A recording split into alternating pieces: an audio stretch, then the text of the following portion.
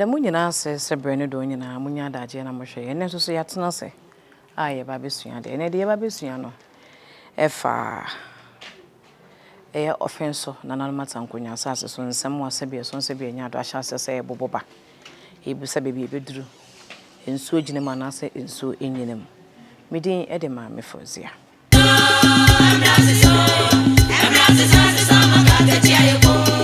adusua no ene ede eto so ensembe na ebobo so anase ensembe na esisi ewo offenso na nanmata nkonya asase so ebra na wiafe akenti otoso emiensa ekwa no ho amamre ne amane nyina agya ne kwan ma ne koye no ehu kohia sese yenya de sebie so sebie nya do obe so ne tuomu na afenso so wato so ebu offenso man enu nti ehu kohia se amamre ne amane mu no ohema wote akonya so ebusuan panyini ene emampanyimfo a won ewade sibusuan ni mu no asa asudi ya babeto won so a won edi won dwa ato abekọ enti ekopie hu se adehia won edi wo fenso akonya no won ye miensa amoye mienu akonkode asefo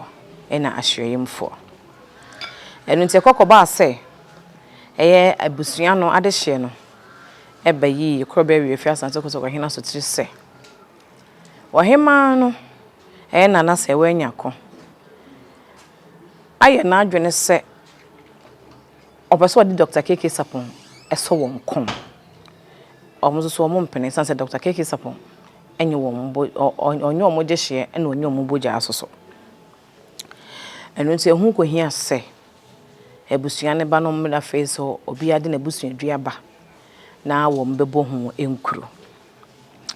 ebusuan dua na wo de bae ni mu no Dr. KK Sapon de wo de bae no o kire se wo fresh yem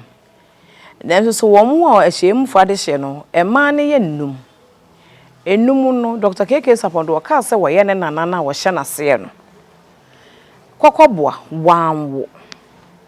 enu nti sebie so sebie nya do bonyini de sebi woni ba no wanya nananom ama na ba benya nana kanso ama enu nti nkrobo no nyina achie no enam so mo sante nyine tu ohima afose asante nje fufuro bi wo honom se obi wo man ni manaso bi tikrom na obo ne homodene obo man no na sa akonya to a enkonya sofo no ene adehye no etimi dwene no ho ede akonya ne mo no nko a na mo mfa ma na busua so odi akonya na so obo a ofiri ma na akonya na sa akoda ba bia eda na so we no ma anya ne sa mo de be ya adehyesem so mo tena ase kan ye na ne se Dr. KK Sapon baby osu ofiri no ase ani ho nti ofiri ho no ma enyeye enu nti enam so ema na nadwame na kenten asebie so sebie nya do oye offense hene fufuru ya ban ohene sai bi kwan ema eye offense ma hema dada akonya se wo mie nto se abusuan ye mienu na so so mfa nkwankwa akonkode ase o madi ne mfie ahanu 200 years no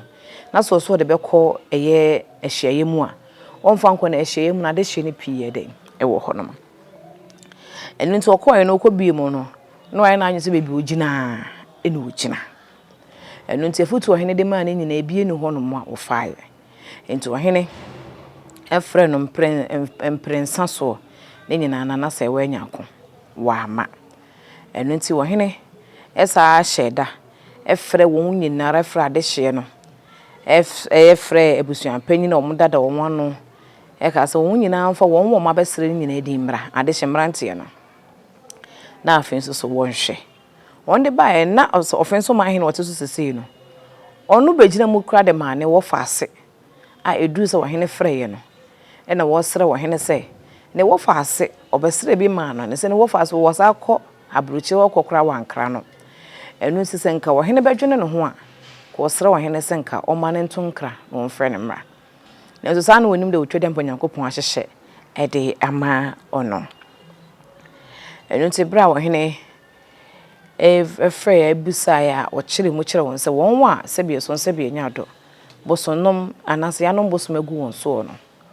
won hwe na yesi offenso henfo anaso munyo offenso henfo foro no a won kodwa ato a na offenso so offenso henfo foro enyi saa musuo na anaso onni bosomnom ne mfiri ho se de be ya eye awonto ato aso mu no ahyeyem fo na yanom bosom agu won so betimi edi ade ne ebi enam aniamo ho nsem ene sebie so sebie nyado de eye na na se ewanya ko eye editi a sebi ni wurente no enam so ema sebi ohene ehye se na na wiafia kenten na se na na dwam na kenten fufure ya obebidi ade na so so awia wo so ya wie no onko po ba panyin fufura ana so onko pene maame a wone ne bebu offenso eman no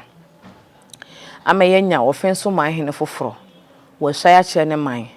wabeso ya ne man so eso ya kire no wabeso ya kire krobia wie fa sante kotoko hene ama na hemfo o so di nanim nyina so na hemfo no bebu offenso man enso de kan so ya di nanim ansa na eye na nadwam na kenten he na nadwam na kenten a ayo offenso man hemfo fura ben so esuaye de cho sante hene na o wie ya ko o sai wie ye no ne bra so sese obeda ohene ase enam adefefa ohene ayede amano ne offenso man nyina aseda no akiri no ene etete nsem bi se na na se wanya ko a se bi so se bi nyado wanye hema ewo offenso se wagina constitution bi so ede abo Dr. KK Sapon eyo ehene ne bra asam ne ba no kopede ma eye DCE letter no okopede ma DCE ena afenso so ye commander ena BN9 fo awon so ewo importem ho letter no enie eno na chie no edini si akonya no so enie owie ya na ofiri a ne sika entoma ena ho nsamra ne so mfo nyine so twagu ye eno so nie eno na chire no ena dissect for meka eye district chief executive ene bambo edina tuku a won so ewo offenso ne importem enso so de krata ababontense di won nimu no se wa ye offenso ma hene ene de kotoko hene krobia we fast ante kotoko hene agina tumu a oguso a wo bo apora o chini ne nkuru ahodo nyina aso na afi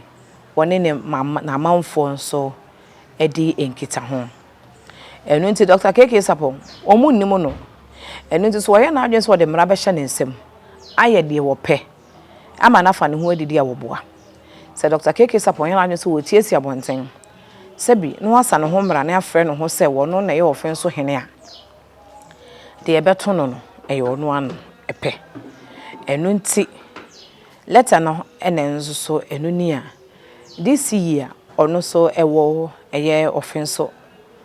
district mu anase ono so wo offenso no o de science mu de to ensem for animal aha ana de yekoso wo offenso no ye di AC Dr. KK Sapon na henie no sade ne MCE ko no e kamia yese enya de yese ebe ejina ene enya na nte yese won kukura asam no de asam no ko baby foforo na enso so osante hene ko be we fa asante kotoko hene wotana na hemfie na so wodi asam na obua sabi ebeye mra o memu na hye na sa o memu court kese ye Supreme Court mpo entime enane de wo hene aka ene emra wo hene ahye ho medin ede maamefo zaka so ba subscribe no ahya ma fofo so enya bi ahwe otwede ampo nyankopon ya adoma yebehia yenka ne yehu se asante sam ne yamamre ne yamane no sabi so sabi nyaado enya amanyosam eni amanyosam eni twaka amanyosam nam ne baby ene no so etene baby makram